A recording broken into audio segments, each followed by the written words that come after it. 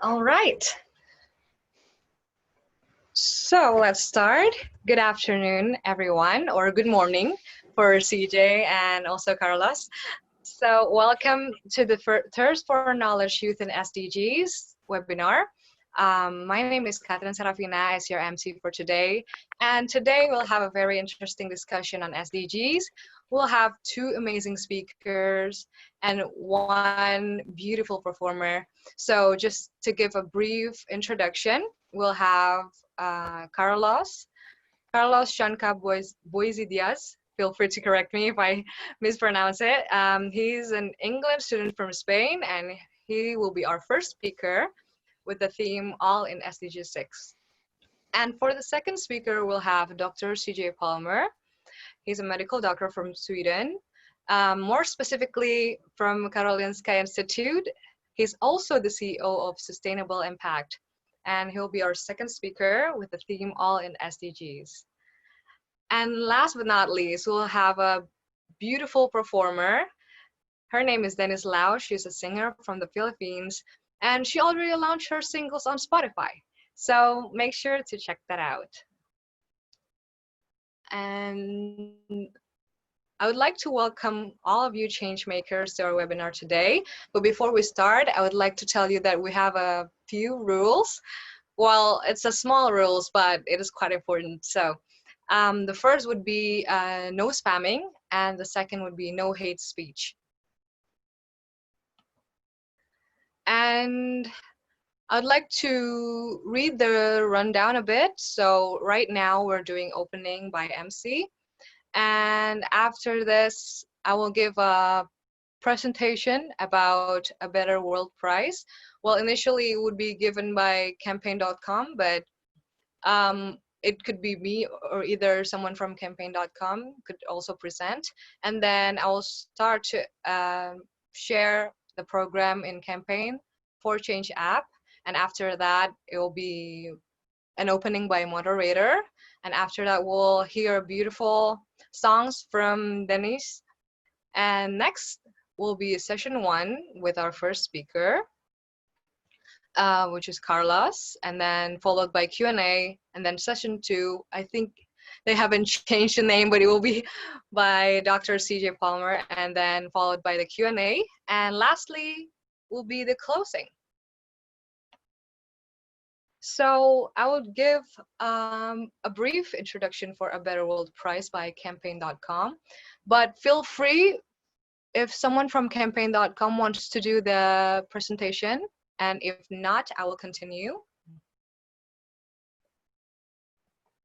So Campaign is an app, a social tracker app that could motivate people and create a social habit to do social action so that everyone could be a change maker that could help changing the world into a better place, which is also kind of the name, A Better World.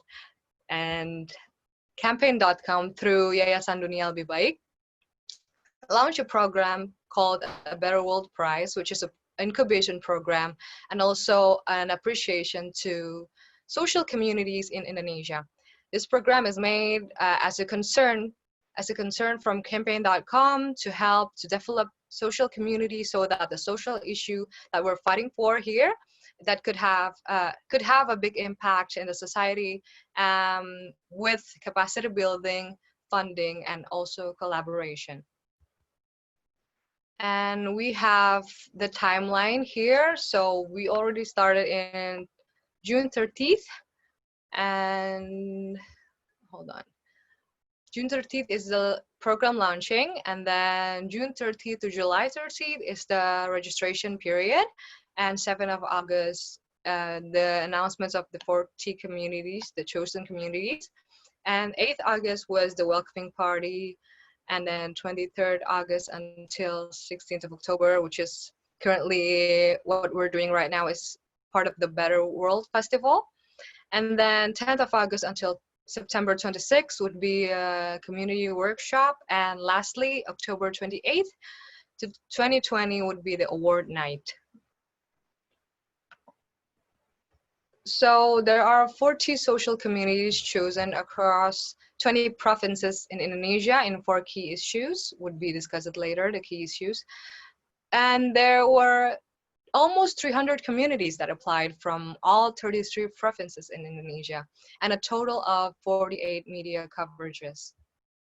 So this is the topic, equality, health, environment, and also education. And I would also like to introduce you to Campaign for Change app.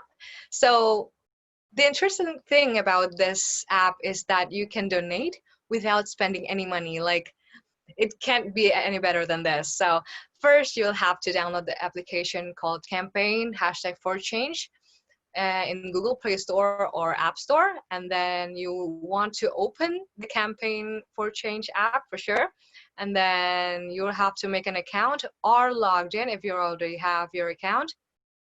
And then in the hub section, you can choose program, pilih program, and type Thirst Project Indonesia program called Aliran Air in the search bar.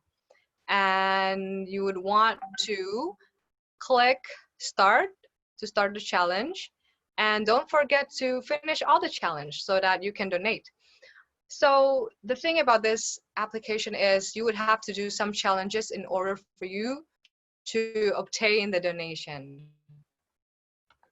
But not only that, you would also have the chance to have to win, also to have international certificate, and also to win OVO credits if you're lucky. And you may also have LinkedIn recommendation. So it's just too good to be true, I guess. This app really have a lot of benefits. And don't forget to follow campaign_ID on Instagram to know more about this. And yeah, I think that would be all from me. Next, I would give the floor to the moderator. Thank you.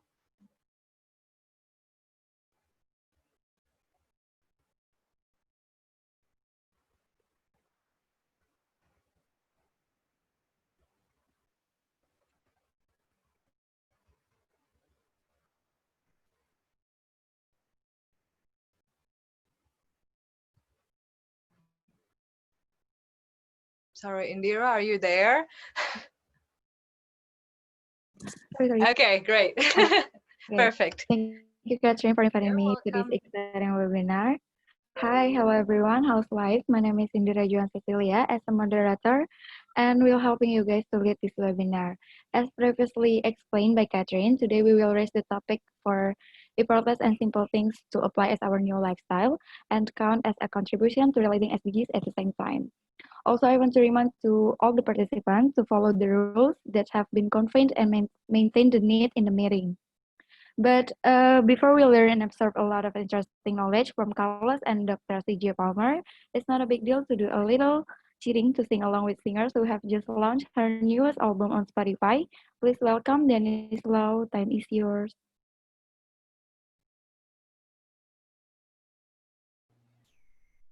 Hi everyone. How are you all doing? I'm seeing a lot of people here inside Zoom, and I'm assuming we're live now on YouTube. So, again, I'm Denise Lau. It's Denise with a C. The nice one. But I came from the Philippines. I'm an independent singer over there, and today I will be sharing some of my original music to kick off this very interesting program that Campaign Indonesia and Thirst Project Indonesia prepared for everyone. So for my first song, this one is something I wrote during this pandemic at home. The track on YouTube and Spotify was actually recorded at home as well. So it's a song about finding hope from the people who care about you, from people who you love as well. So uh, I wrote this to remind me that that life is worth keeping and taking care of, especially for our loved ones. So this one is called Breathe.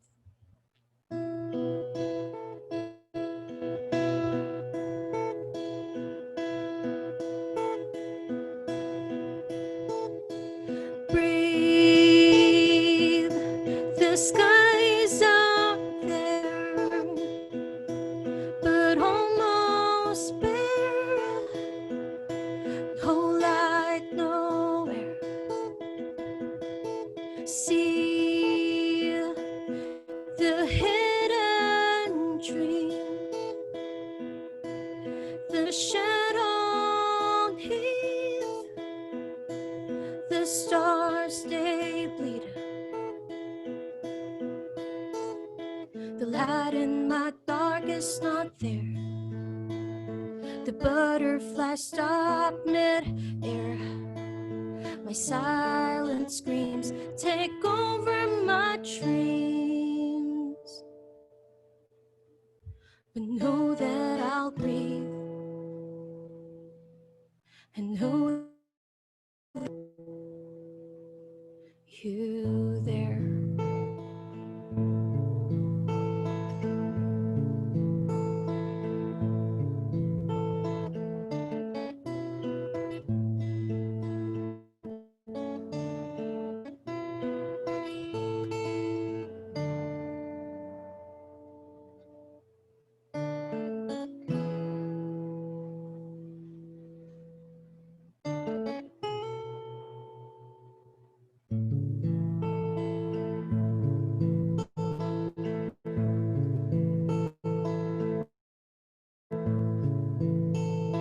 The odds, they all just blend. The words in my head, they bend. My passions and glitters and storms and jitters. But know that I'll breathe, and know that I'll see you there.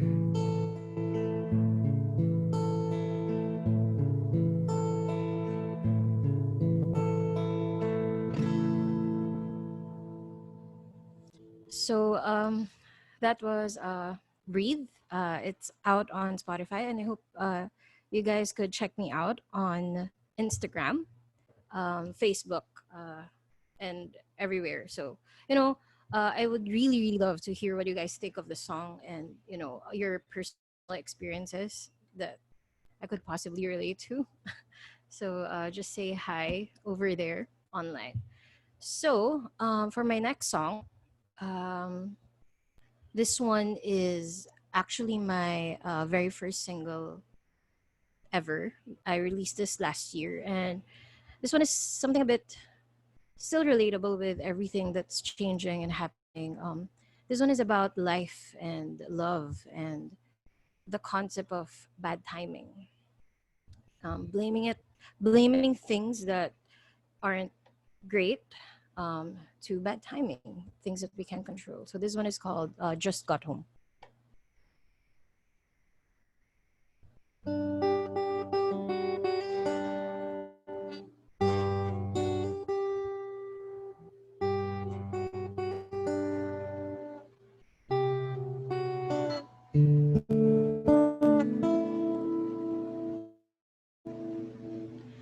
I just got home in the morning, too late for the night, too early for the sunset.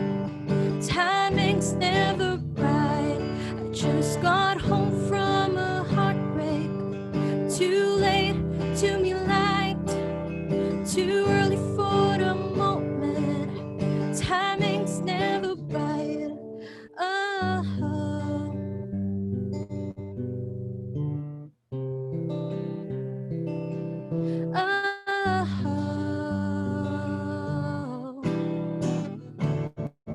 What's with time?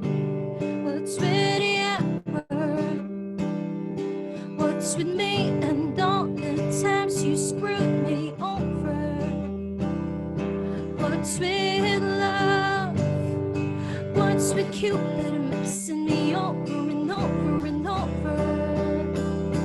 I'll just go home in the morning when it's too late for the night, when it's too early for the sunset, when timing's never right. I'll just go home from a heartbreak when it's too late to be liked, when it's too early for the moment, when timing's never right.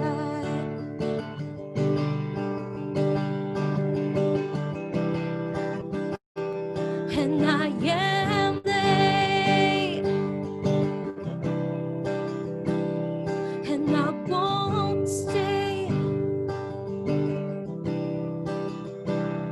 and I won't wait for you, for you.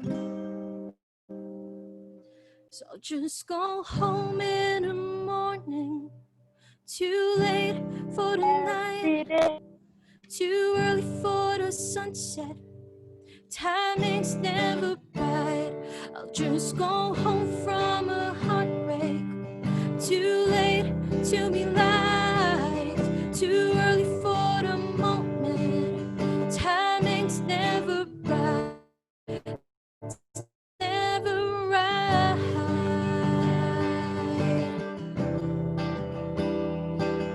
Too late, too early, timing's never right, timing's never right. So that's it. Those are two of my songs. They're both out now on uh, Spotify. Thank you so much. I'm seeing that thumbs up, CJ, and we can't wait for your presentation. Um, Thank you guys again. I'm Denise Lau, and I hope to see you guys online.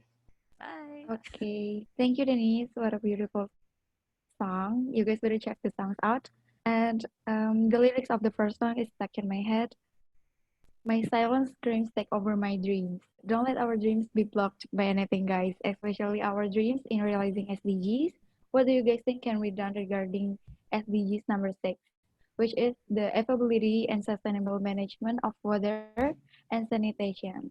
Wondering how make it happen? Let's jump to sharing sessions. And during the sharing sessions, to all the participants, please write down your questions about the presentation in the comments column so that we can ask the speakers directly. Let me inviting person who are experts in this SDGs, which the president of Bristol University Sustainability Team. Please welcome Carlos Shanka. The screen is yours.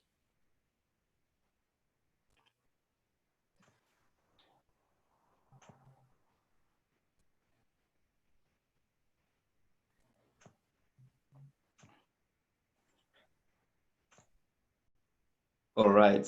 Hello, everyone. Just I want to make sure that you all can see the screen. Yeah, it is cool. All right. Give me a second, please. Oh.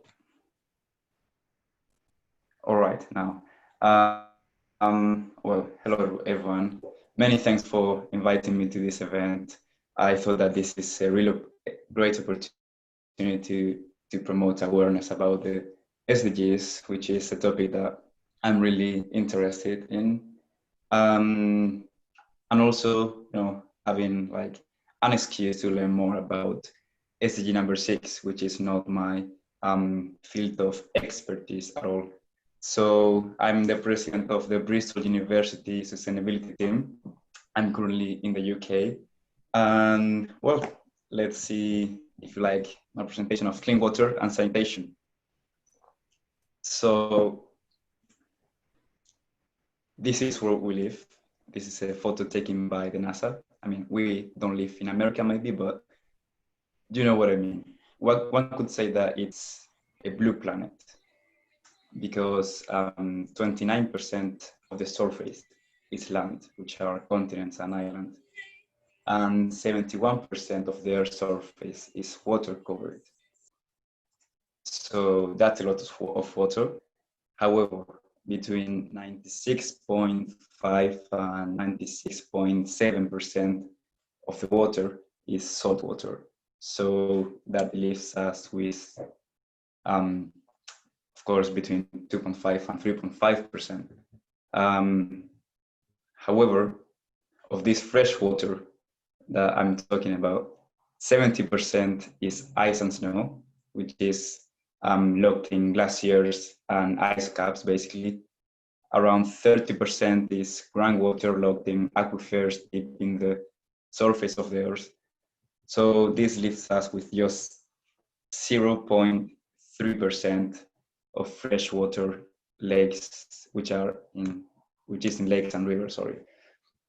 Even though it's just 0.3%, it's still plenty of water for everyone. The problem is that it is distributed unevenly. So, for example, if we take a look to this map, what we'll see is that the coldest colors, like blue and purple, are the places where there were highest density of water per year. So we can see that, the north of South America, Middle Africa, Indonesia, those are places where there were quite many precipitations during the year. And places like North Africa, for example, that was really dry throughout the year. And the same for East Asia, for example. So drinking water is the only option. And by this, I mean that you cannot just not drink water at all, or drink water that is not clean. We need clean water because it's just how our biology works. And you have many examples where clean water plays a crucial role in our lives from a biological point of view. For example, it cleans and breaks down waste, it creates saliva, detoxification. What's that? It boosts energy, dehydration, etc.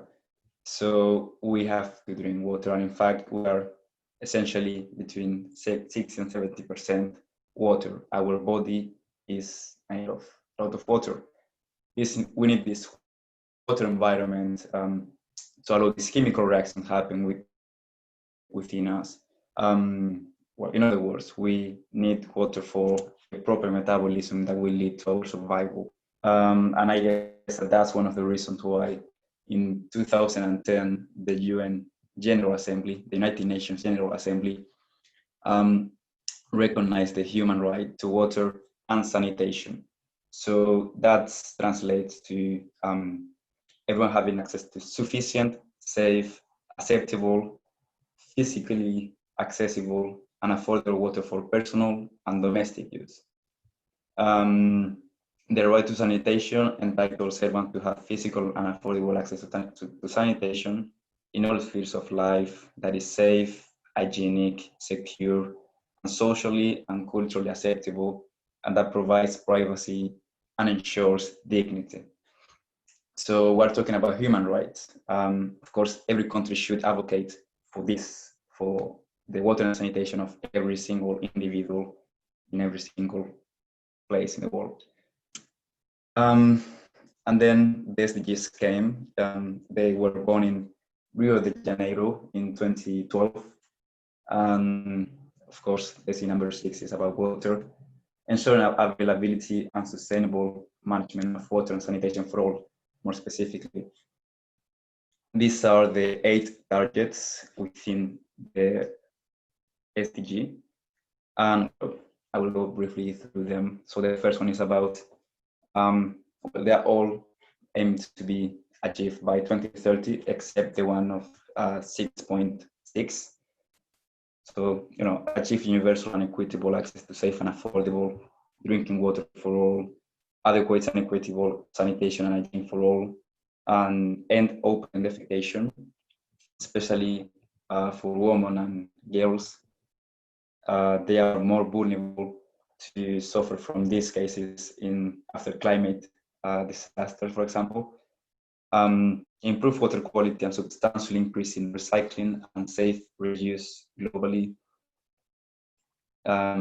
increase water efficiency and reduce the number of people suffering from water scarcity, implement integrated water resources and management at all levels, protect and restore water-related ecosystems, expand international cooperation and capacity building support to developing countries, enhance the participation of local communities. So these are the targets of the SDG. And as I said, there's one that is already meant to be achieved by 2020, which is protect and restore water-related ecosystems. So this is taken from the Sustainable Development Goals report from this year. And the yellow part of this circle indicates that there's been progress done, but it was not enough. It was insufficient to reach this target. Well, it was about restoring ecosystems and water-related ecosystems. The proportion of the global population using safely managed drinking water increased from 61% in 2000 to 71% in 2017. Despite progress, 2.2 billion people around the world still lack safely managed drinking water, and that includes 785 million without drinking water. The population using safely managed sanitation services increased from 28% to 45% in 2017. However, 4.2 billion people worldwide still lack safely managed sanitation, including 2 billion who were without basic sanitation. And of this, 673 million people practice open defecation. Hand washing is one of the cheapest, easiest, and most effective ways to prevent the spread of coronavirus. We all know that because we've been living with this pandemic for quite a long time already. In 2017, only 60% of people had the basic hand washing facility with soap and water at home. In LDCs, least developed countries, the share was 28%. This means that in 2017, an estimated 3 billion people worldwide lack the ability to safely wash their hands at home. And we're talking about huge amounts of people that personally I couldn't imagine of. There's so many people. Then we have the proportion that has hand washing facility with soap and water at home. Again, the regional disparities are obvious. In sub-Saharan Africa, 75% of the population, which is roughly 767 million people, lack basic water hand washing facilities, followed by Central and Southern Asia, and Northern Africa and Western Asia. So that would be 807 million people and 160 million people respectively. I would like to stop quickly for some questions if we have already. Let me know. Feel free to interrupt me if we have some questions. Otherwise, I'll carry on with the next slide.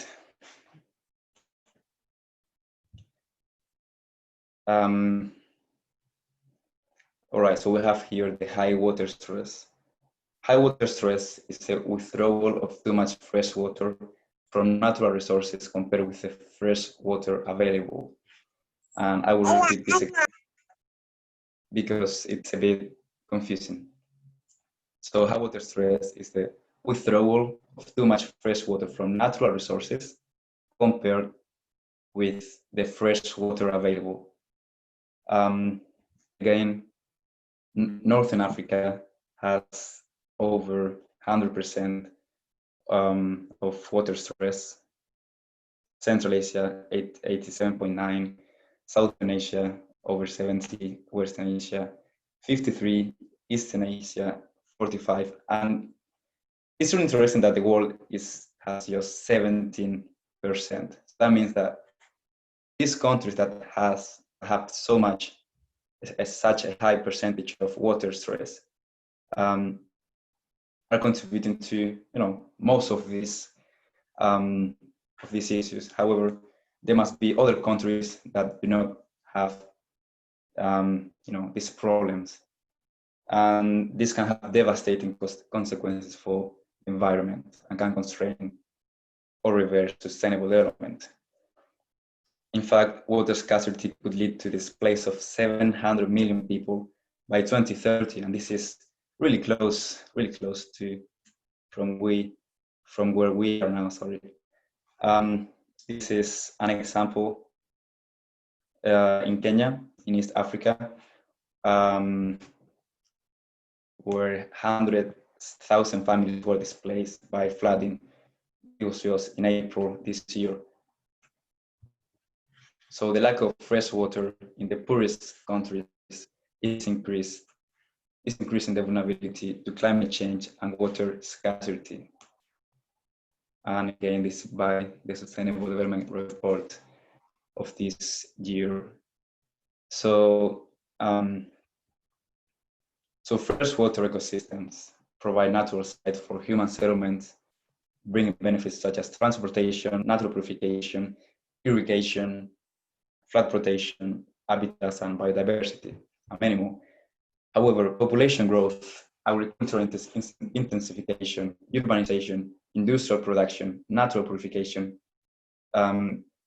irrigation, and more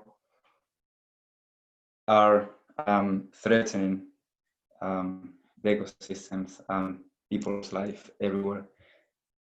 So we need to improve water efficiency. And in order to improve water efficiency, we need to increase water productivity.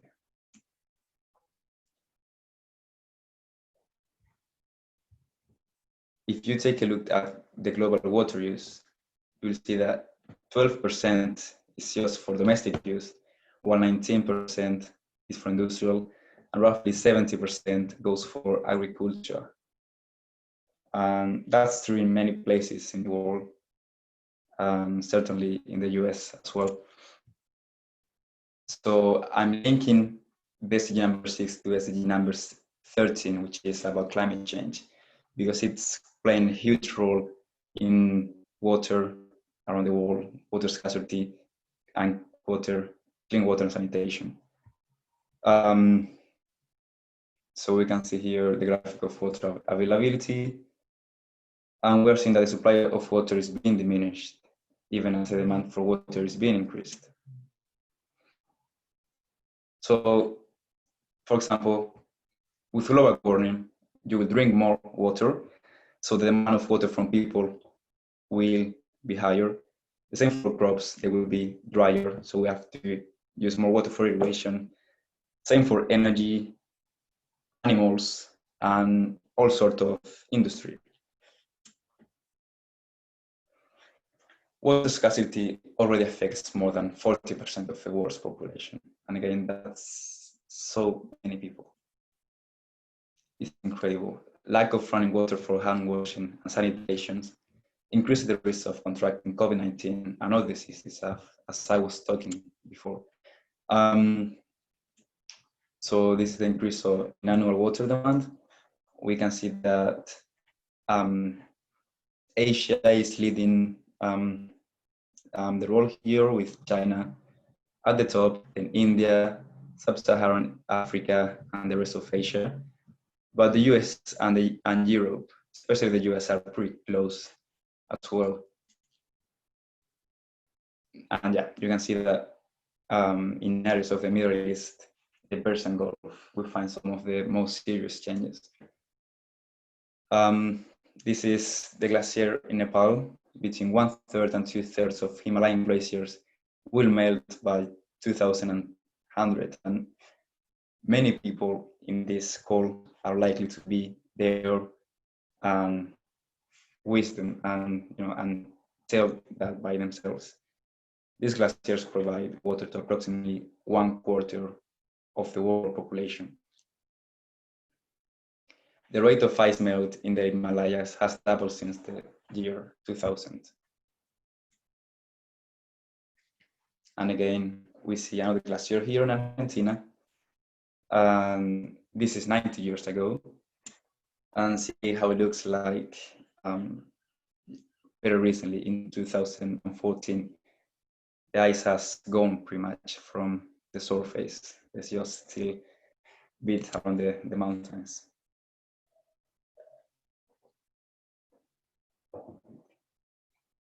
Now, let's look at the underground aquifers that are so vital. These are the areas where the aquifers are losing water very rapidly, and there are some places like northern India, the Middle East, northern China, where this is particularly severe. Another example that we have is the Lake Chad in Nigeria. It's a highly important water resource for irrigation in Cameroon and Chad and Niger as well. It's used for water irrigation and food production. So this is a picture from 1963. It's in black and white, but we can see that it was pretty full of water. Then this happened in 1972. Some of the site is turning into wetland. We can see there. 1987, it's almost gone until 2001, the year where I was born. I wouldn't be able to see that full of water. So this is a good example of water stress in many places of the world and how the socioeconomic growth is affecting the water availability for humans. For example, the RRC. This is in fact, or this was in fact, lake, one of the four largest freshwater bodies on Earth. So it was so big that it was called AC, the RRC. It was used for irrigation for rice, melon, cereals, and cotton in former Soviet Union. And sorry. So this is a picture from many years ago, then 2008, again gone. And I mean, it's true, because if you go there and you see the evolution of this water stress example, you'll see the boats that were going around the lake or the sea, just standing there with even animals like camels around. And this is another picture. It's incredible to imagine how these boats were one day there on the sea. And yeah, again, another example in Iran, the Lake Urmia, gone. Incredible situation that we are seeing. Southwest Ukraine experienced its worst flooding in at least 50 years in late June. And 97% of Iran experienced a severe drought in 2018. So you can see that most of the parts are in a high drought or an extreme drought. And the same extra heat that evaporates more water from the ocean, causing bigger downpours and floods.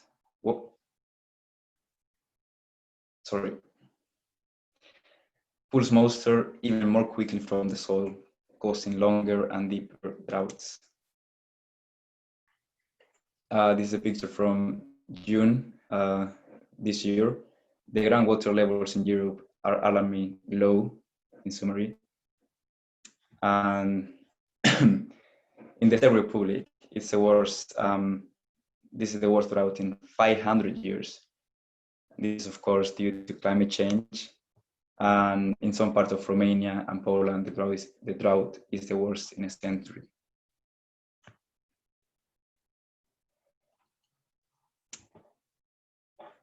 Crimea, in April 2020, tap water in Simferopol, was only available in mornings and evenings, and hot water only on weekends due to an ongoing drought. More example, France. In some regions of France, some French citizens were told to cut on all essential water, without exception of essential water. The Gan River in China is a major tributary to the Yangtze, and they're having serious problems with droughts as well. In India, Chennai, the sixth largest city, it nearly ran out of water, and you can see people walking around the river, which is really dry. The same for South Africa. In Cape Town, 2 years ago, it was a risk of running out of water. Such a privileged and beautiful city. More than half of the Zimbabwe's people are suffering from a shortage of food, again due to primarily droughts, and we know that this is an unequitable situation. The water stress generally affects the poorest people in the world. 73 million people in Africa are facing starvation due to mainly drought, crop losses, and conflict. In New Zealand, the major reservoirs are just at 44%. And an example of a farmer in Australia, where he relates that over-extraction of water is creating an absolute disaster. We're at the precipice now. Literally, within the next 5 years, you could have the whole Murray-Darling Basin system collapse. Again, this is all around the world. I had 400 acres of wheat, and now it's all desert. I met Abdullah, a Syrian farmer. And in fact, before the civil war in Syria even started, we saw this climate-related drought destroy 60% of Syria's fertile land into desert. This drove to 1.5 million people into Syria's already crowded cities. And of course, this has devastating consequences. From WikiLeaks, the Syrian Minister of Agriculture stated publicly that economic and social fallout of the drought was beyond the capacity of the country to deal with. And this, of course, will have consequences on citizens. They have no other way to go. The great burden of that refugee flow is one example in Jordan. The attention of the world news media went to Greece, and this is one of the main policy that the Brexit was sharing in the UK.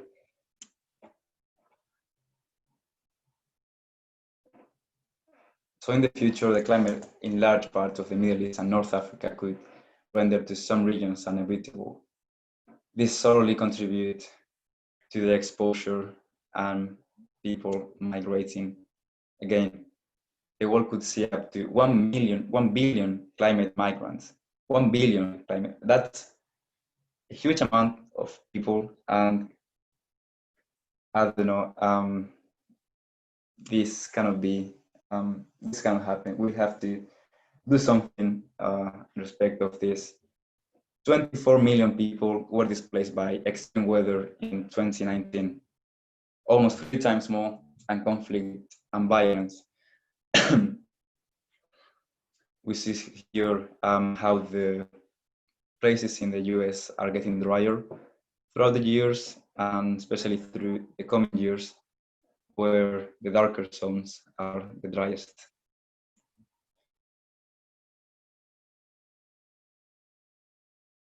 And this is what they call the dry corridor.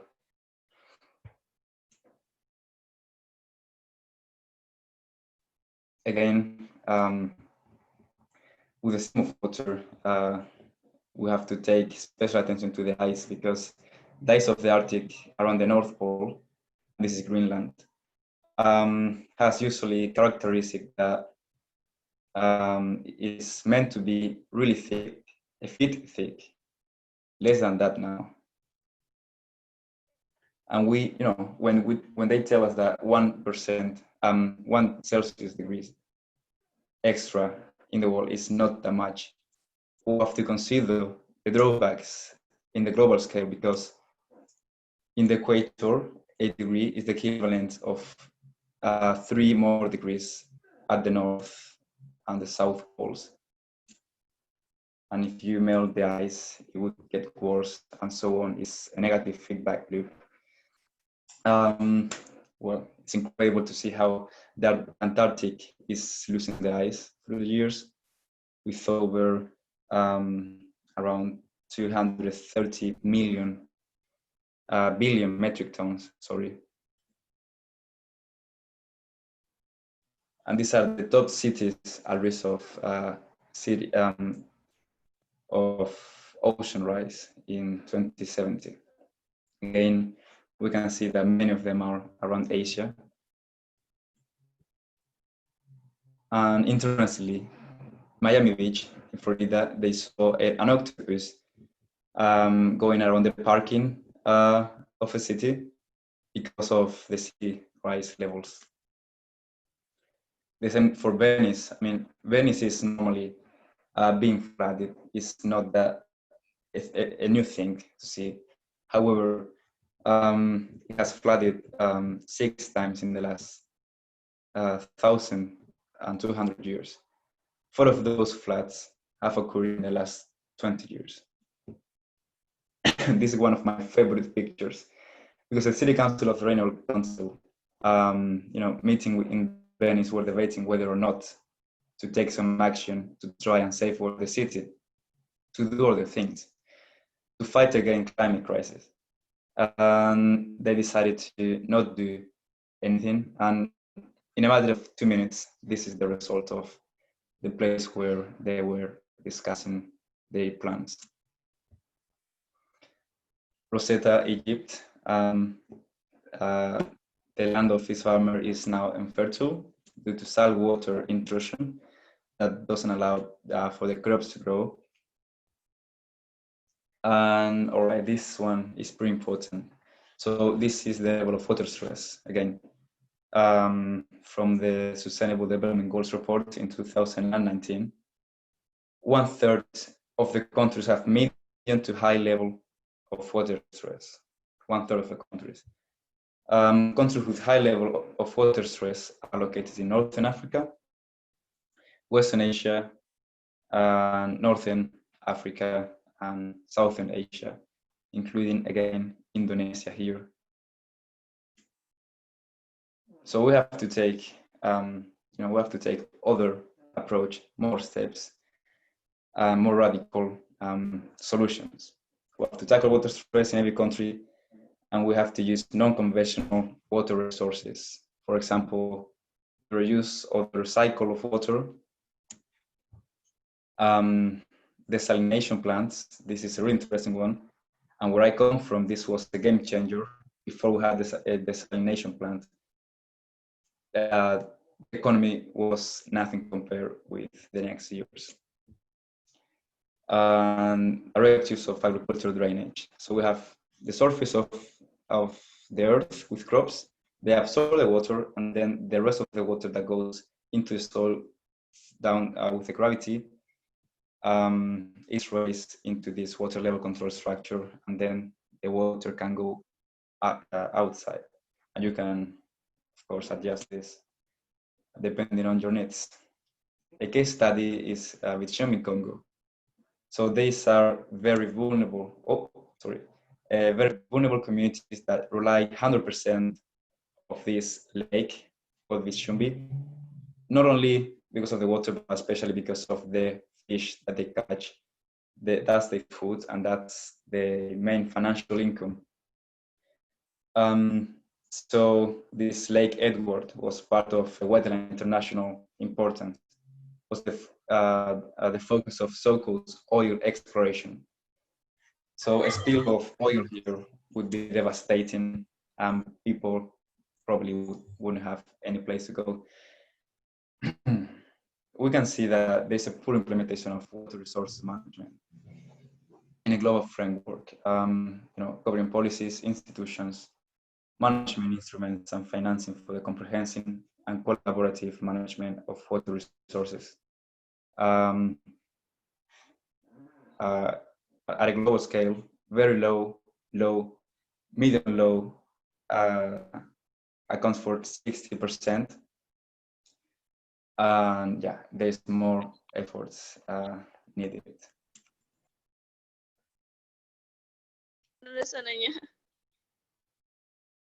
All right.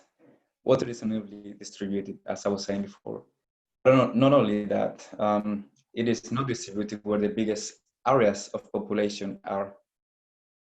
There are many areas of the world with very high density of population, with no water resources, and many others where water is not a problem at all. So we can see how things are starting to make sense. Where you have many people, you have more water scarcity, and therefore you may need to import water from other countries.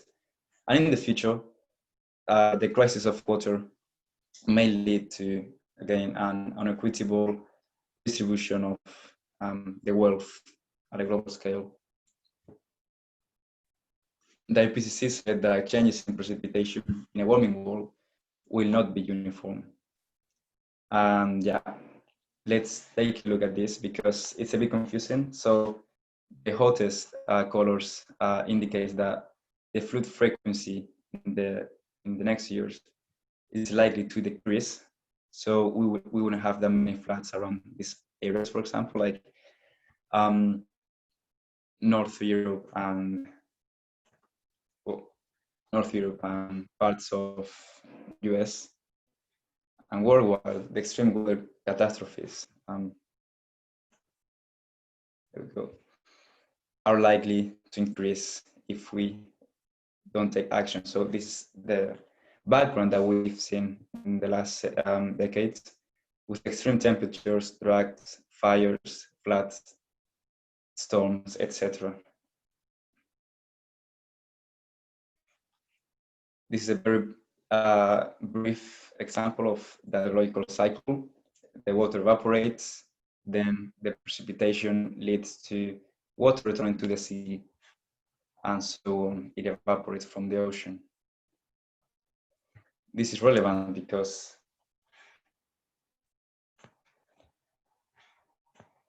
the jet stream is becoming wavier. So if we take a look to the North Pole, we see that this had an effect on Harvey and many other storms. In Miami, Florida, the storm Bertha brought more than 35.6 centimeters of rain to Miami over 72 hours. In Bangladesh, again, another case study of this woman saying that the Sundarbans is finished. Amphan has killed it, and our crops, even our trees, have been destroyed. What will we do? In India, double crisis. We're facing a dual challenge of cyclone in the time of COVID. Crises are getting worse. In Philippines, at least 578,000 people were affected by Typhoon Bonfong. And the global record-breaking precipitations anomalies are just incredible. We see this hockey stick line until 2016. In Bangladesh, at least one quarter of Bangladesh was flooded in late July 2020. Bangladesh is one of the most vulnerable countries, and some scenarios suggest that maybe it could be flooded completely if we don't take action towards the climate change. China is experiencing record-breaking floods in August as well. This is a very recent news. Days and downpours caused mild flooding in the region of Wuhan, and so on. In India, this year monsoon rainfall in Bihar is 50 higher than normal. So that caused at least 742 deaths in July 2020, very recently. Over 50,000 people affected by flooding in Sudan in early August. The same in Congo, more than 70,000 people lost their homes this year. Malawi, 80,000 people were displaced by the march and last year in the flooding in Malawi. Cordoba, Argentina, a precipitation bomb dropped 4.9 feet of hail in 15 minutes. So people need to, to escape however they could, because it's such a quick situation to, to notice. At least 23 people died when there was a month worth of rainfall in the province of Iran, in Golestan province. Another example in Norway, these little houses are being displaced from where they are. This was in June in this year.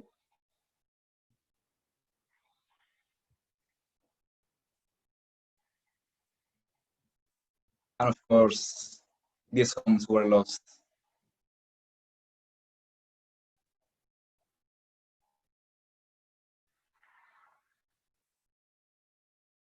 One dog was lost, but he managed to come back. All right.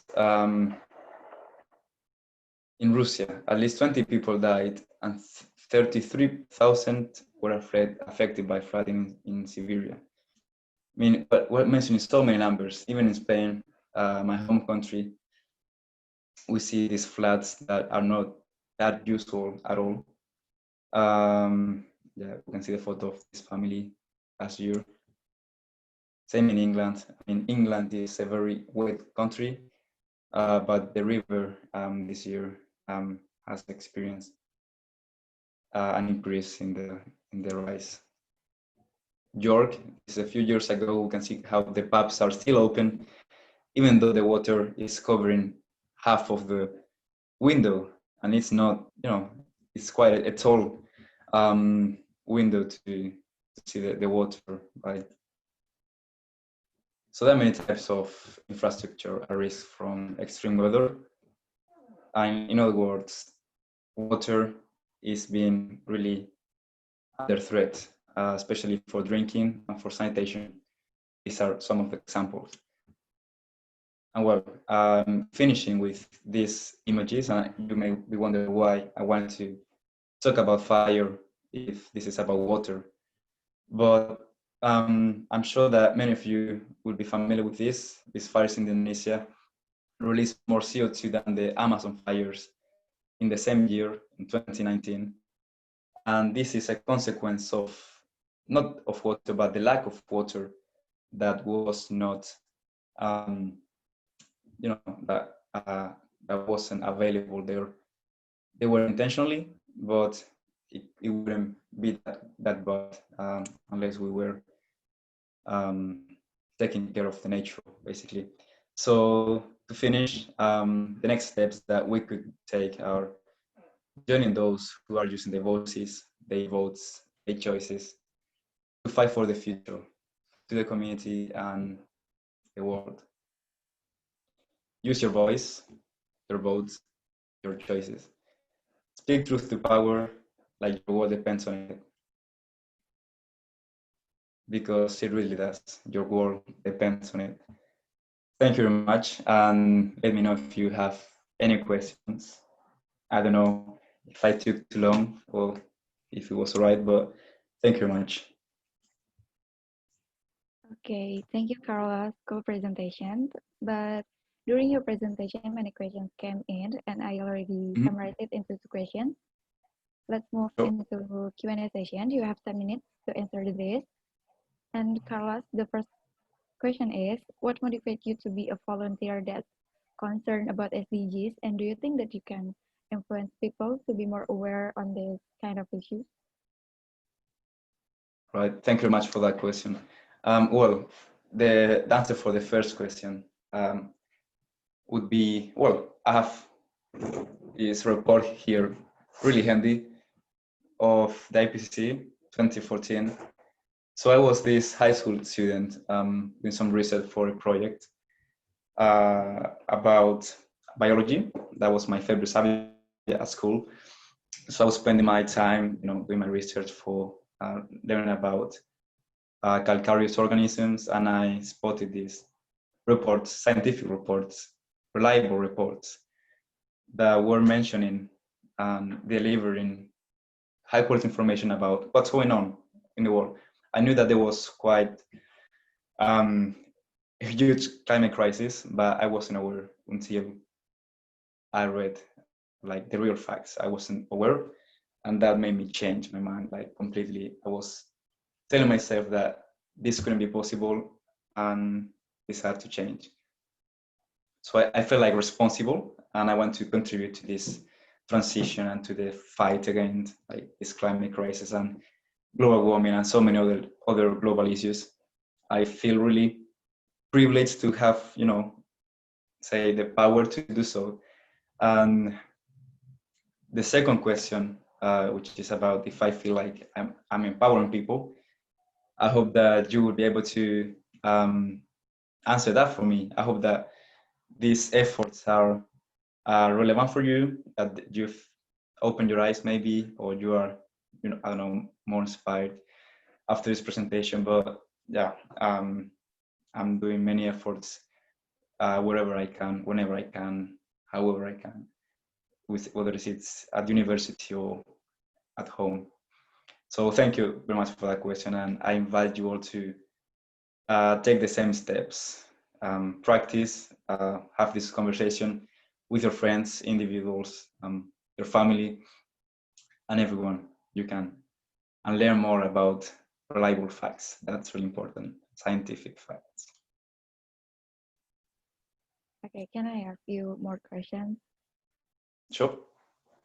Okay, what do you think makes Africa experience drought, even though Africa is not a densely populated country? Well, geographically, Africa is in a position of high risk of droughts for many reasons. Firstly, it's quite, well, especially Northern Africa is one of the driest regions in the world. And that's why, that's because it's aligned with the equator pretty much, but also historically, these geographical processes, geological processes, sorry, led it to dry. It was sort of a sea before, there was water. At the north of Africa, for example, it dried, and then, of course, that sand, it captured a lot of heat.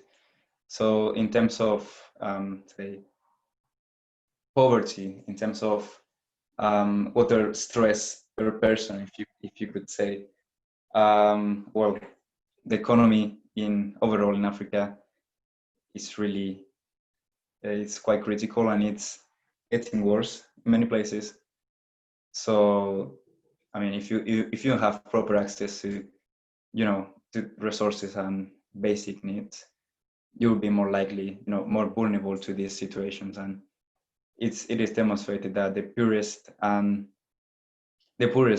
people are the most vulnerable to climate change and climate disasters.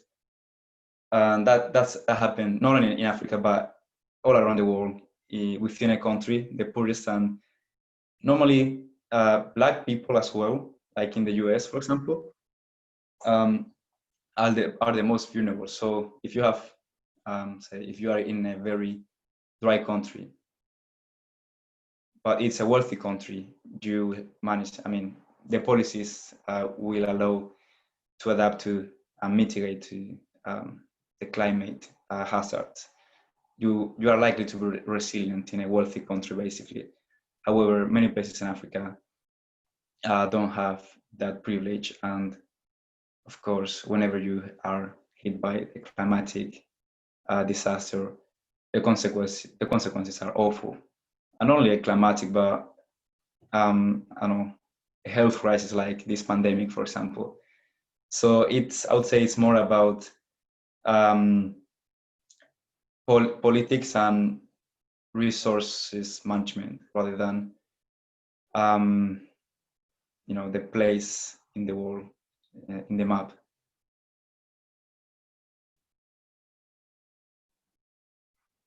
Thank you for the question. Okay. Do you think what do you think we should do for water things as a young generation? Maybe small things that we can do in a daily basis. Right. Thank you very much for the question. So, well, I consider myself as a young individual. So I guess that my first experience and advice should be relevant. So as individuals, we have the power to pick how we consume our resources. We have a water footprint, a carbon footprint every single day, and it's up to us whether we want to increase that or not. For example, the clothes you buy, the transport you use, whether you are using bikes or you're walking or you're using bus or cars. But in terms of water and sanitation, saving as much water as possible and going for those products with a pure water footprint. So for example, we have, the typical example of meat. Depending on the meat, I think that the red meat, I'm not sure, I'm speculating a bit now, but I think that a kilogram of meat, of red meat, was equivalent, had a water footprint of quite a few hundreds of liters, maybe few thousand. I would say 15,000, but I'm not sure right now. I have to check that fact again. But things like your diet. We all know that meat has a great footprint in terms of carbon and water. So an example could be going for more veggies, which are healthier in the your clothes. I don't know.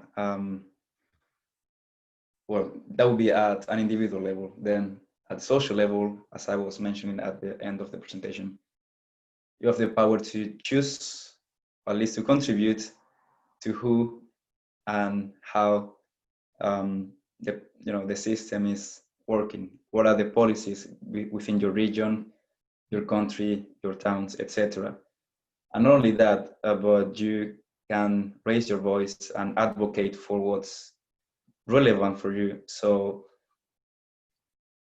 once you are really informed and you are sure that there's something that must be changed, just feel free to again, talk with your friends, contribute to the discussion, and raise your voice to ensure that the change you want to see is actually happening. Because I've realized that at an individual level, we are more powerful than we normally tend to think, at least young people. But you could be surprised with the power you have by just discussing these issues and showing interest and raising your voice.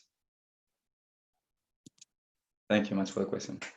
Okay, thank you, Carlos. Good answers. Okay, I have the questions that I asked. Carlos represent the questions that have been asked by all the participants, and you guys feel satisfied with the answer explained by Carlos. Thank you, Carlos, for your presentation and good answers. Let's jump straight to the next session. Don't forget to write down your questions in the comments column. And now is the presentation about further introduction relevant to SDGs as a whole, which will be explained by Dr. C.J. Palmer. He is a medical doctor from Karolinska Institute and CEO of Sustainable Impact. Please welcome Dr. C.J. Time is yours. Thank you. Thank you, Carlos. Yes, thank you so much. I'll just try to share my screen here from a technical standpoint. So let's see, could you please give me a thumbs up? Is this good for you? This is cool. Okay, thank you, thank you.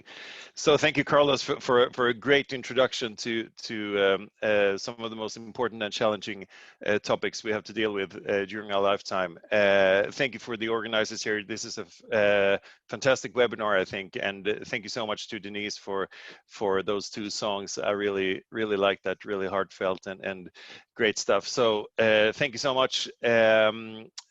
I know we're a bit behind schedule here, but I'll try to keep up. I have a lot on my mind that I want to share with you. I've been asked about to speak more about the SDGs in general, so I will do that, but I think I will also take the liberty to speak a little bit from my heart.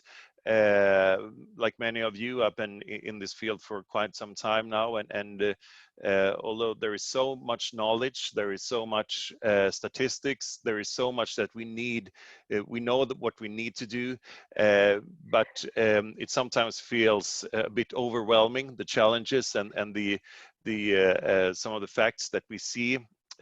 Although they are there and we cannot deny the facts, but sometimes, at least I think it's good to be able to ventilate a little bit of who we are and where are we going and why and how do we behave. So I'll, as a change, I'll probably touch upon those kind of softer feelings, softer values a little bit as well.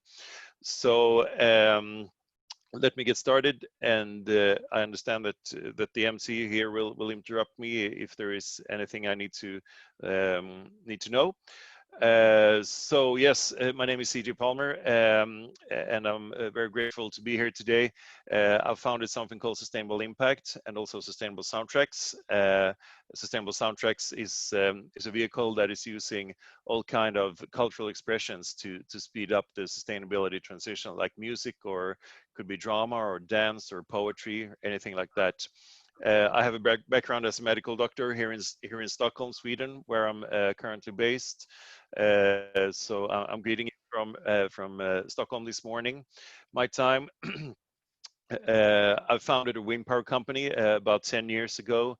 I'm also a co-founder of asset management company, which is a startup investing in sustainability. And I have a background as an international singer and songwriter.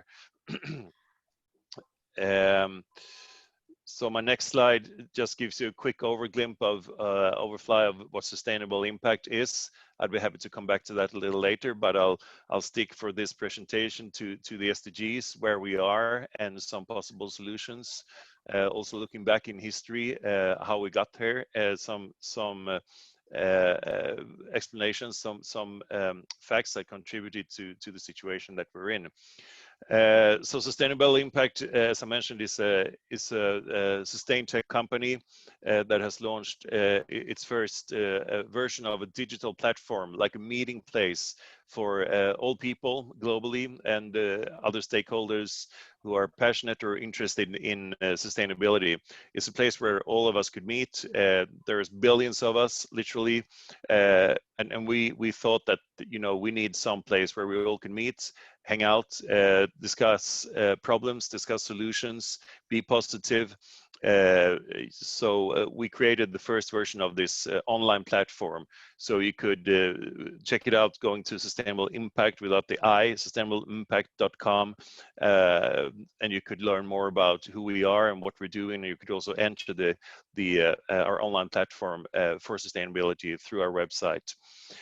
So the idea here is for all of us to meet, to take action, to get inspiration, to get information, be engaged, and accelerate the sustainability transition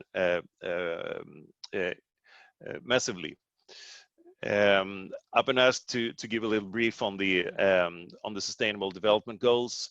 I'm not sure what how much you'll know about this. I think you know quite a bit, so I will not go into details about what the Sustainable Development Goals are, because I think many of you are already familiar with that. But to make sure that we're all on the same page, here's a brief introduction. So the Sustainable Development Goals, or the SDGs, as we call them commonly, were adopted by the United Nations member states in 2015 as a universal call to end poverty, to protect the planet, and to ensure that all people enjoy peace and prosperity by 2030. That was the goal. The 17 SDGs are integrated, which means that they recognize that action in one area will affect outcomes in others, and that development must balance social, economic, and environmental sustainability. So here they are. These are the Sustainable Development Goals, and the graphics for this was actually made by a guy here in Sweden who made all the design for these. And I'll just go through them very quickly. So the 17 goals are no poverty, zero hunger, good health and well-being, quality education, gender equality, clean water and sanitation, affordable and clean energy, decent work and economic growth, industry, innovation and infrastructure, reduced inequalities, sustainable cities and communities, responsible consumption and production, climate action, life below water, which is the oceans, obviously, life on land, peace, justice, and strong institutions. And then the last one is partnerships for the goals, which obviously is very important as well. So I will not give you a history lesson, but I can't help but looking a little bit back to what got us here, as I mentioned before. So here's one of the first cars on the planet. I think this is a T Ford, maybe 100 years ago, 120 years ago. Maybe a little more than that. So mankind is, we have always strived to make things easier for ourselves, more comfort, easier way of lives. We want refrigerators. We want to be able to transport ourselves faster than walking or biking or by car. And we want to fly, and we want to develop. These are characteristics about our species, obviously, and we've always been trying to take the next steps in innovation, technology, and all these kind of things, which we've obviously seen throughout history, and especially in the last few decades here in the long life of this planet. But this will to make life easier and to have everything accessible at all times and to be able to consume has also put us obviously in a really difficult situation. So I'm not going to go into too many details here, but we see that there's a lot of problems around the planet. I mean, turtles shouldn't be eating plastics. Here we see some children who are refugees who are starving. We see that the planet is warming up, as we heard about today and earlier. And this will all have, and already has, as we've seen and heard today, have great impacts, negative impacts on many people and on all wildlife on the planet. We're using the resources of the planet like they will exist forever, and like they're doing no harm. No one really, I guess people thought about the consequences, and there was science coming up early on that, you know, about burning fossil fuel and the greenhouse gas emissions. But, you know, there was other things, other things that are more important to accomplish more civilized life and to increase the living of the standard of living globally were put in the as a top priority. Money, of course, being a driving factor here, and the possibility to make money and lots of money has been a key factor here as well. And leaving the planet and all other wildlife and the environment and the consequences sort of not in the driver's seat, but really in the trunk of the car, or maybe not even considered being on board on this journey. We see some consequences that obviously are horrifying, like we've seen already in Carlos' presentation, which was very good, describing the challenges and the problems that we have. So I will not go too much into the details of of the current situation and all the graphs and what is happening, because I think on this call and this meeting, I think it's quite obvious what has happened and what is about to happen. So I'm going to move into a little maybe unusual topic here, but this is, to me, this is, you know, relationships. And one way of putting it for me is that, you know, for any kind of relationship to work, endure and to last and to be healthy and mutually rewarding, both or all parties involved need to behave with respect, love, compassion, and have the other parties' best interest as the top priority at all times. I think, for at least for many of us, that is true. You know, we want to care about the people we love, our near and dear ones. We want to care about our children or our parents. So that is how we would like to think of ourselves. Problem is that we don't we don't apply those that framework or those ethics, or you know, generally speaking. And now I'm being a bit ironic here, but please allow me to do that, because we think we're so great, we think we're so superior of every other species, we think we're so intelligent and can do everything, and we've invented fantastic innovations, you know, from a technical standpoint. You name it. We all know what has happened in the last 100 years or so. But really, we're killing our home. I mean, we're about to, as we heard again from Carlos, we're about to make it impossible to live here.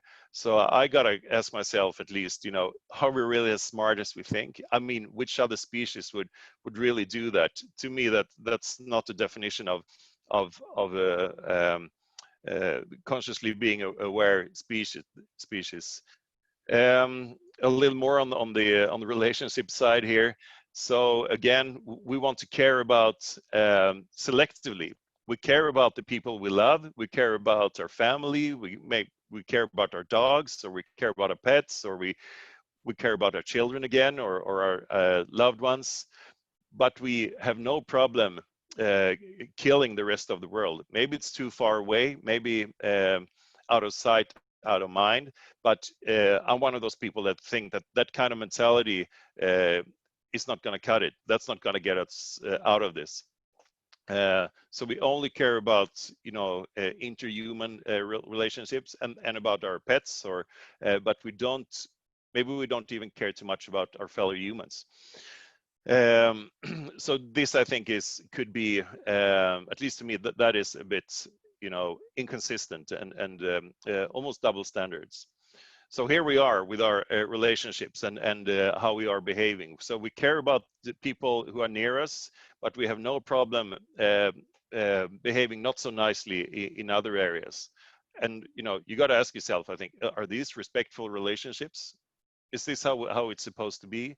Is this what will get us back on track to be able to run this planet for generations to come? So I could go on and on about these things, as you hear, but so this is a young woman here who's bathing in plastics, and this guy over here is a polar bear who is losing his home.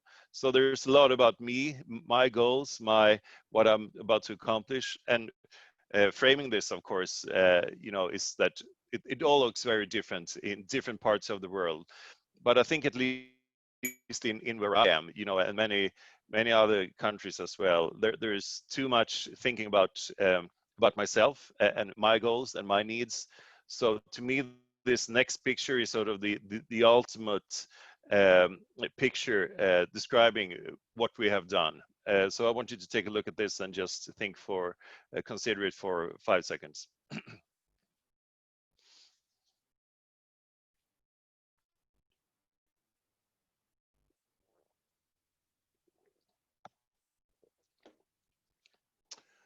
So this is one illustration or one photograph, obviously, one result of our fantastic lifestyle. And you know, this just doesn't work. And as you understand, this bird has eaten all these plastics and all this material that it wasn't supposed to eat, so it dies. And there are obviously countless examples of this, and how the oceans are going to be filled with more plastics than fish in very soon, and so on. So here we are. Now what? What are we going to do? What are the solutions? Because we can't go on like this. So what are you doing? What are you going to do? What am I doing? We're all in this together. Although we have very diverse backgrounds and walks of life, these are global common problems that may look very different and may vary in severity depending on where we are in the world. So what are the solutions? Can one person be the solution? And then you think, nah, come on, don't give me that. I'm just one guy, I'm just one person. This is too big, I'm too small, it's too late. The opposing powers are too strong, and all these thoughts, so it's overwhelming. What can I, as a small, it's just one person. What can I do here? It could feel pretty much overwhelming. So let's go back to history. How did we make it through extreme historical challenges? And can one person be the solution? So here I'm going to challenge you, because I might be a little older than some of you on this call. So you could now, for those of you who are in Zoom, please tell me if you know who this guy was. So you could write that in the chat box here, and see if you know who this man was.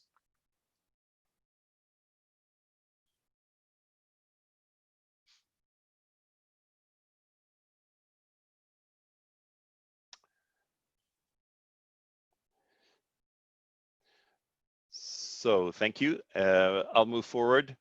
As you may know, this was a man who died in 2013. His name was Nelson Mandela. This is him as a young person.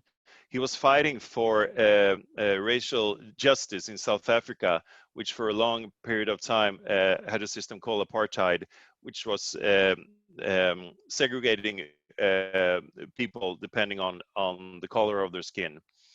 Nelson Mandela fought this fight for regardless of which color of your skin you have, you should have equal equalities. I'm not going to give you a history lesson, but he was imprisoned for 27 years of his life. Almost 3 decades he spent in jail because of he wanted to accomplish this goal. He was released still when I was pretty young. This was worldwide news, obviously. So he became the president of South Africa. He practiced nonviolence. He was very well spoken, and he was leading a country, or maybe a continent, or maybe the world to become better. So yes, one person can actually make a huge difference. And I like these statements here as well. Take action and inspire change. So here we have another guy. If you know who he is, please type in the chat box here or on YouTube as well. So I come from the music world, as I told you as well, and he was making some extraordinary contributions in the mid 80s when I was a kid. So this is Bob Geldof. He's now Sir Bob Geldof since many years ago. There was a big starvation crisis in Africa at this point in time, 1984 and 1985, and he was a pop artist, a pop star. So he thought that he would gather all his friends and all the top artists at this point in the UK to have something called Band Aid, which was a song that got super popular for Christmas. I think it was 1984. And then the US responded with all the US top music stars who came together in something called USA for Africa. And then there was a big, huge concert at the Wembley Arena in London, where you can see down here, and all the superstars of the music industry came together. They collected a lot of money, a lot of awareness to this topic, and made a huge contribution. So Bob Geldof did that as well. And obviously, throughout the last 2 years, I would say, based here in Stockholm, coming from Stockholm, Greta Thunberg is probably one of the individuals who have gained most awareness in the last few years globally on the climate action. So as you all know, she about 2 years ago, before our elections here in Sweden, which we had in September 2018, she decided to sit down outside of the parliament with a sign saying, "I'm on school strike for the climate." And that, of course, as you all, I assume, know, made her a world famous, and she's brought a lot of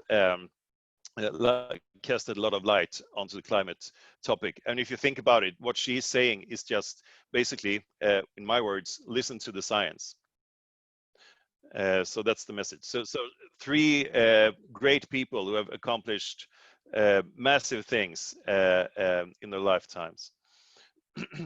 And I think and hope we're going to hear a lot more from Greta. She's a very important person. So we have a health crisis. I'm changing the subjects here a little bit. We're going to go back to some kind of new normality after the pandemic and after the COVID-19. And the question is on many people's lips is, what are we going to go back to? What do we want to go back to? Do we want to go back to this or this over here? No, we can't. We have to go back to something that works, because what we used to do didn't work, as we again saw, for example, in Carlos' great presentation. So we have, this is one example. We have to build back better, as they say. So one of the effects, obviously positive effects, although the pandemic has been very tragic and caused a lot of suffering in many aspects on an individual basis and for society and for the world. There are some guys here in the world. I think these guys and many animals have gotten a chance to catch their breath during this crisis. And as we know, emissions have come down, and skies are clearing up, and all those kind of positive effects. So it's really a question of what are we going to go back to. Back to the SDGs, what are the solutions? We have a framework in place that's been adopted by all nations. I say that this is a framework that we should use. I've been asked to highlight a couple of the SDGs that I think are most important, and that's really difficult because, as we all know, they're closely integrated, and you can't really they're linked together by the hip, I would say. But of course, the climate situation, if I have to pick one, is the most important one to take action in immediately. And of course, the partnerships are also very important. So what are we going to do? What are the solutions? And I'll just give you a few examples here. Of course, a lot of things has to do with raising awareness, raising knowledge and understanding. We still have a huge portion of people around the world who do not react to this. They don't act, they don't change their lives, they are not aware, they may know, but they don't see a need to change. So the lack of awareness, lack of understanding, and sometimes pushing the problem away because it's so big, like climate change. So it's difficult to get your arms around it, to get your head around it. Education, of course, super important. We need to come back to restore the planet now, and we need to think about, which brands are we buying from? Are they truly sustainable? We need to understand and grasp the opportunity that the pandemic has given us to create a better, more sustainable world. And we need to build back better. And of course, maybe most importantly, we need to take action. We need to take individual, local, regional, global action, and we need to set up new collaborations. It can't be business as usual. You have to shorten the times it takes to establish collaborations, and you just go. And if it doesn't work, it doesn't work with a collaboration. But rather than sitting around and thinking, you know, whether collaborations are going to work out or not, just go, and time will tell. Again, put pressure on brands, governments, etc. They will react. They will react if we're a big number of people, obviously. And we also need to respect our planet and all the rest of the wildlife who also happen to call this their home. So I come from the musical background, so I think that there are also other vehicles. As we heard beautifully with Denise earlier here today, I'd love to collaborate with you, by the way. So to make people aware and to stimulate action, we could use other things as well, like music, arts, poetry, movies, you know, the whole cultural sector, cultural expressions, sports, hobbies, and also I'd like to encourage you to be creative. You know, create your own ways forward. I want to share with you a song that was uploaded on our online community for sustainability. So this is lyrics and music by Sean O'Connor, who is based in New Zealand, who's an artist and a songwriter and guitarist. So he wrote this song. You can listen to the whole song on our platform. So I'll just give you a minute to read through the lyrics here because I think they're great.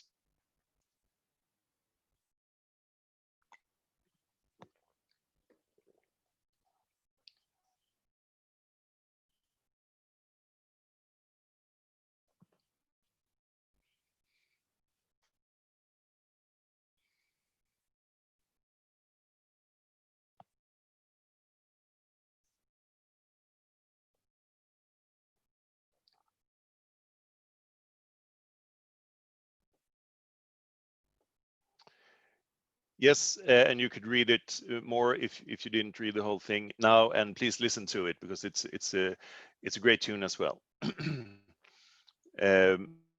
Moving on, so what can I do? What can I as an individual do? Just some examples that I'm throwing out here. Influence other people, share the good examples, lead by examples, educate yourself, and think about the way you think. Have a skeptic or critical even mindset. Ask yourself these questions, you know, about this product. What is the footprint of this product? Where does it come from? You know, it's the whole life cycle of a product. How was it? How was the compounds of it put together? You know, what does it consist of? How was it transported to a factory if it's a product? What kind of transportation did they use? In the factory, how was the working conditions? How was all about the production? Was there equality? Was it, you know, fair working conditions? Environmentally, is there anything that needs to be fixed?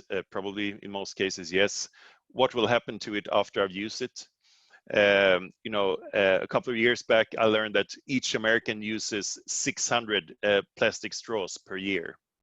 So that's 600, almost 2 per day, that each American uses a plastic straw. And that's probably true for the rest of the world. No one to point any fingers to anyone, but you know, do I really need a plastic straw today? Do I really, or could I bring my own cup, or do I need a straw at all? Those kind of critical questions. What will happen to this item that I just used? And also regarding activity, you know, when I'm moving, when I'm transporting myself, how can I make that with the least possible footprint? And ask yourself, do I really need this thing? You know, do we need more things? Do we need to consume more? I'm not going to go into the whole economic system discussion today, but I think for now, you know, do we really need that much stuff? Again, investigate the whole life cycle of a product. Will it go back into into the cycle? Is there like a circular economy thought behind it, or do you just use it once, single use, and then throw it away? Then you shouldn't use it if possible. Put pressure on brands. Again, governments, go for brands and products who are serious about sustainability. Really, examine that and make investigate, the product that you're about to buy or use. Again, understanding and grasping the opportunity that we have to build back better after COVID-19. Get organized, and most important of all, I think, take action. Do things, be active, which is good in many aspects, which I won't go into details now either. But it's if you feel that this is overwhelming, this is too big, one way to make that feeling a bit better, or feel less of it, is to take action. So just a few words about who we are with Sustainable Impact. As I said, we're building a large global online community for sustainability. We launched on Earth Day of this year. We now have proof of concept, I would say, during the summer, where we're getting a lot of incoming calls, and people are starting to use the platform, which is really the purpose of it. That's what we're here for, to supply offer a framework for people to discuss these kind of things and come up with solutions, and discussion forums, very action oriented. We want it to be a nice place, which means, as was mentioned here in the introduction, no hate, good vibes. We believe in science, so we're not going to debate whether there's plastics in the ocean, or whether education is important, or whether the planet is warming up. We're not going to discuss those kind of things, because we lean on science, and we believe there's hope. We believe there's hope. Windows are closing, so we got to act very rapidly, and we have to come together. So engaging, inspiring, informative, a lot about science and metrics, so that we know what we're doing. We want to make this easy to access for all people with a cell phone in the world. The pandemic also obviously, changed our plans a bit as well, but we, like many others, found new ways and are working, of course, exclusively online, making new contacts, making new friends, and setting up new collaborations. And so this is one example of new opportunities that we're seeing as a result of the pandemic. Setting up a lot of partnerships, and be happy to collaborate with you. Just reach out to us. What I also want to really stress is that, to us, this is all about co-creation.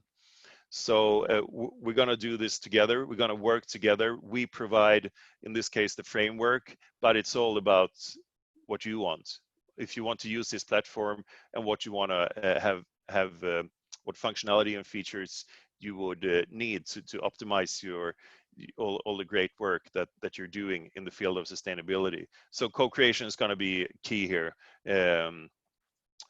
So to summarize, and I'm going to quote Greta Thunberg again: we have to do the impossible.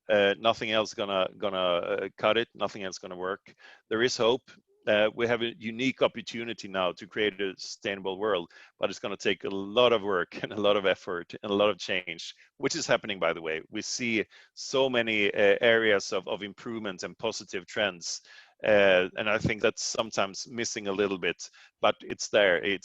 Make no mistake, things are changing, and it's moving very rapidly, I would say. And to quote Nelson Mandela, it always seems impossible until it's done. So we don't stop now. We just keep pushing, and we keep going, and we keep growing more and more people, more of us coming together, and we're going to make it. And we've shown before in history that we can change rapidly. As I mentioned, this is a great opportunity for new sustainable businesses, activities, and operations. And Sustainable Impact is a new player. We have proof of concept, and we want to contribute to speeding up the sustainability transition globally, and regionally, and locally, and individually. It's all going to be about action, action, action. So to summarize, for me, I think all of this is worth fighting for. I'm one of those people who who give this everything I can and try to facilitate it and probably work very much late hours. I'm like you, I guess, making sacrifices so that we could hand over a planet that is in better shape. I don't think I am a person who should have more privilege than anybody else or future generations to come.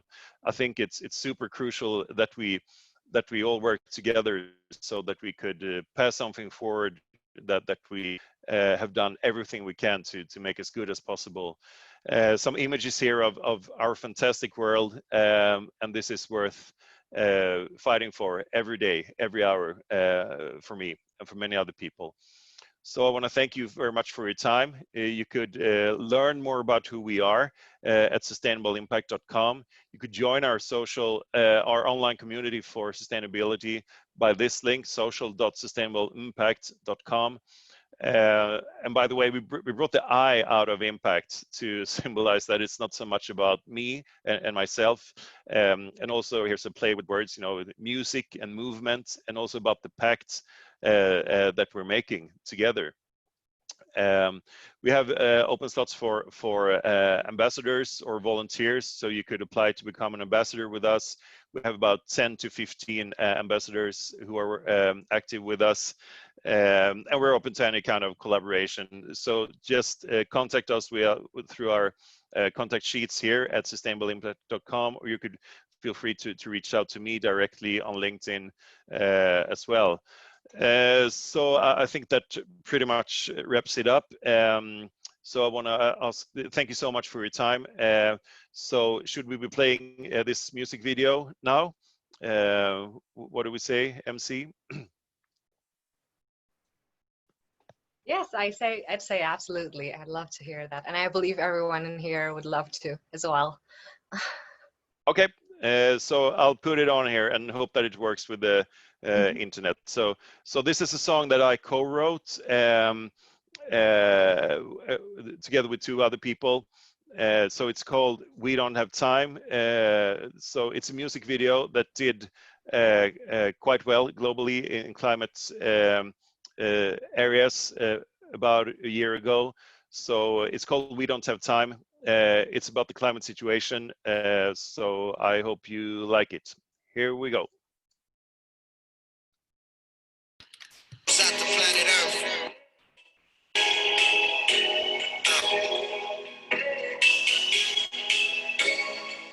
Each one teach one. Listen, listen, there's a distant sound. Yeah, coming closer soon, it's all around. It's all around. Hear me, time is running out. Come on. Come on, tell them what it's all about. Yeah. We're running out of time, running out of air. Gotta keep it clean, show me you care. Wherever you are, you gotta wake up. Come on, we got a job to do, so stand up. Yeah. Salute life as a general. Play fair, be your morale. We'll be united as the nations for our planet. Running out of patience. We ain't got no time. Come on. So we don't have no time now. So we don't have no time now. Yeah. Time to act, we got a world to save. Right or wrong now, will you behave? Do the right thing as they used to say. That is true today. Listen. You wanna be part of the solution? Switch it up for future generations. Level up, stop, wait, stop. I'm playing with our future. My daughter told me if I plan it down, then how you console her? Show me some responsibility. Yeah. That's right, y'all. We don't have time to ignore this. We can't ignore no more. We don't have time. We gotta make it right now. Make it right now. We kids don't usually do what you tell us to do. We do what you do. And since you adults don't give a damn about our future, I won't either. We don't have time to wait.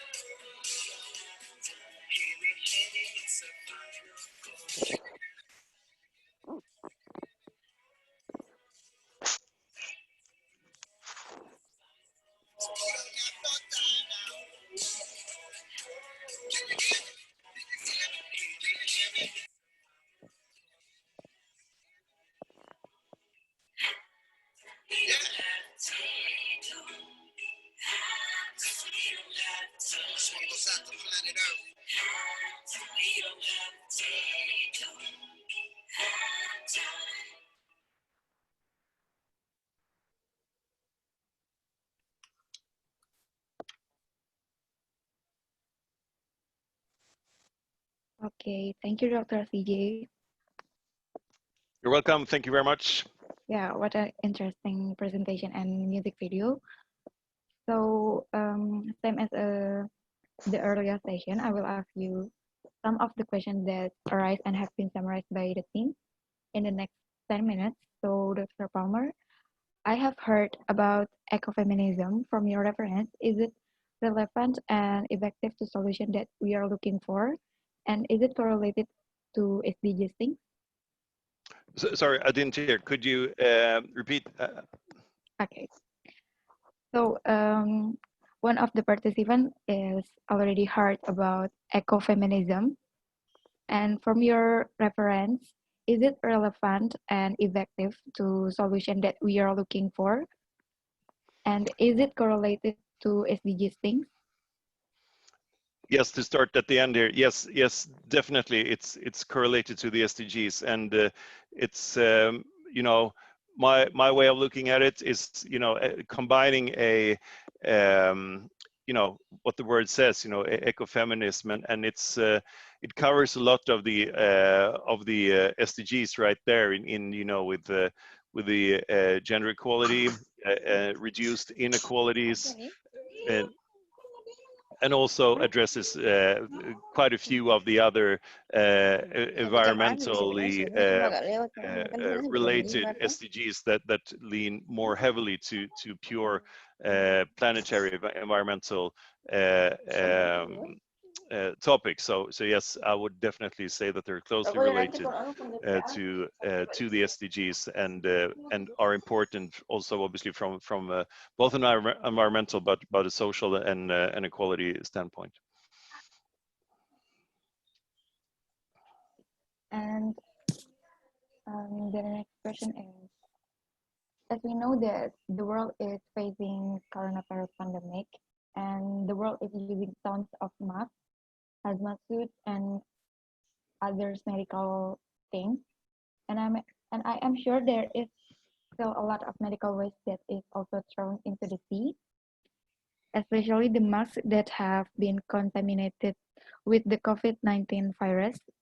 So how can we do to reduce the disposal of medical waste into the sea? Well, maybe some of us might think that is, if we recycle the medical waste, it will actually be dangerous because of it is already contaminated with bacteria, viruses, and so.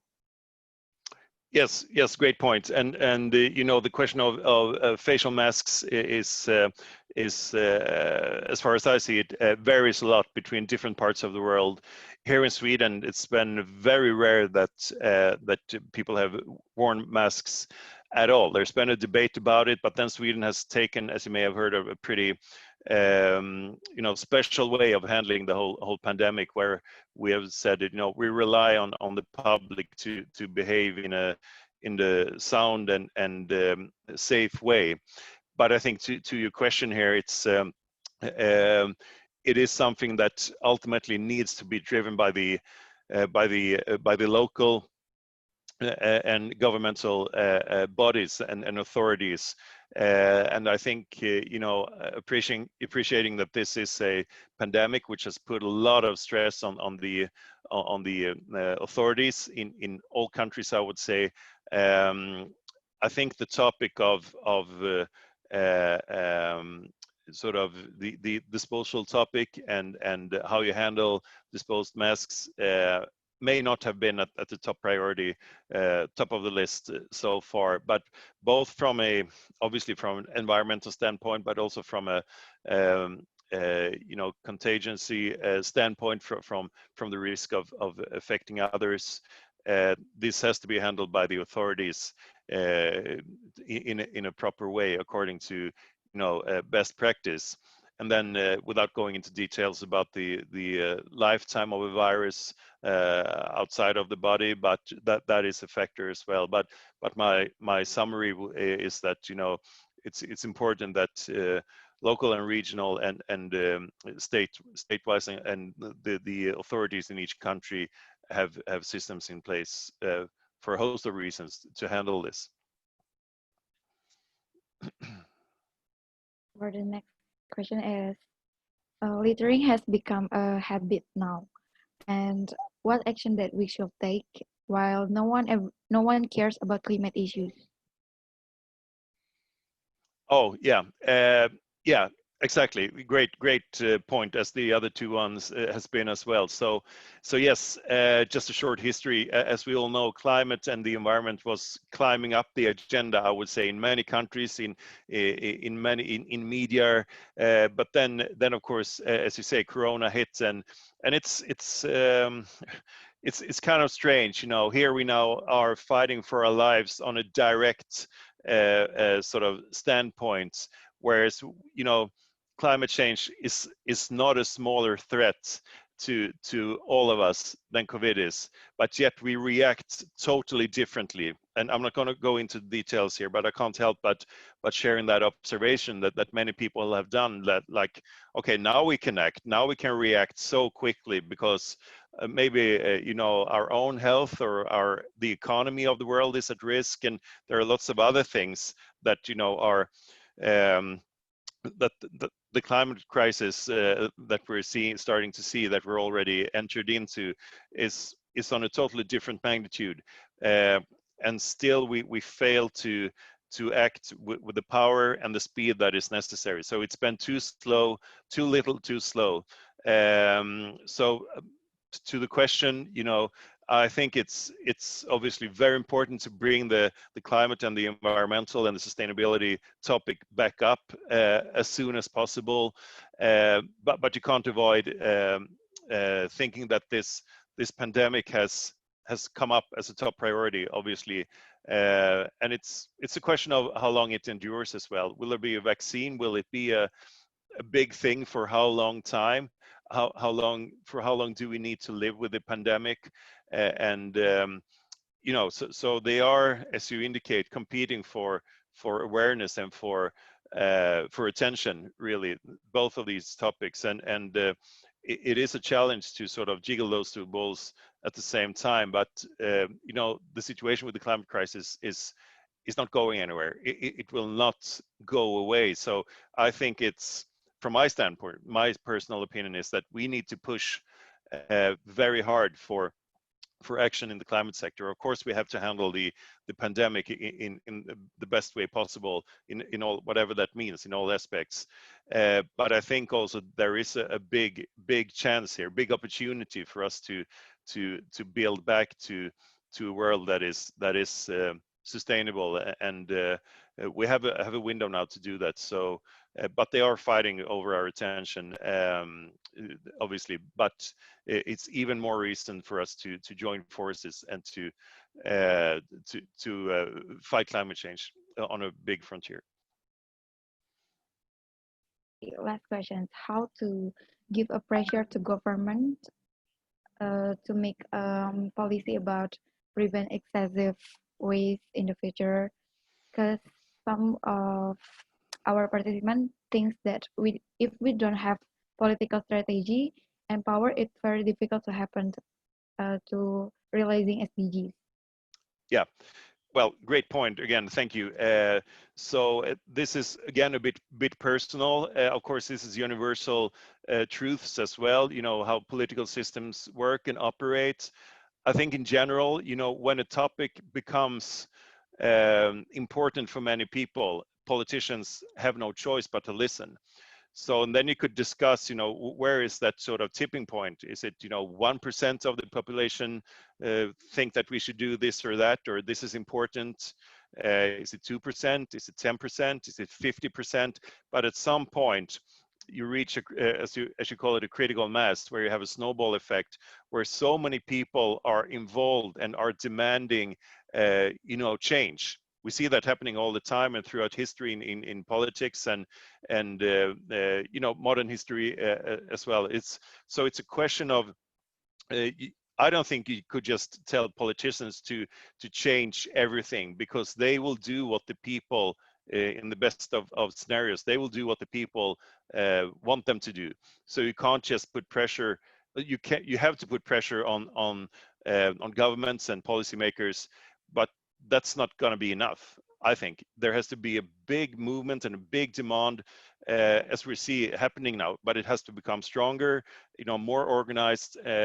Then I'm sure that we will reach a point where you have to quickly adapt to new legislation and so on. And we see that happening, like for instance in the EU, they're passing a lot of bills or laws that are good, that are progressive. Is it enough? Are the changes coming soon enough? They should have happened yesterday. But my point is, do not underestimate the people of the power and our ability to drive change, because it will be impossible for politicians to sort of neglect that. So only putting pressure on the political system will not definitely not be the only solution, because of the way it's constructed. Okay. Thank you.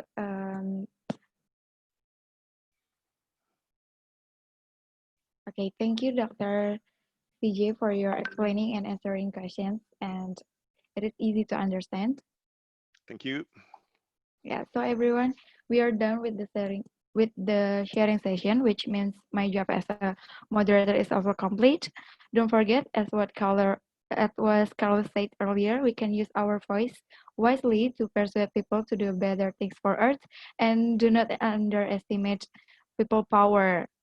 And I return this event to our MC that will also explain about the giveaway. Thank you. I am Indira Juan. See you on the next opportunity. Please take over, Catherine. Thank you, Indira. And thank you also for our speakers and also our performers.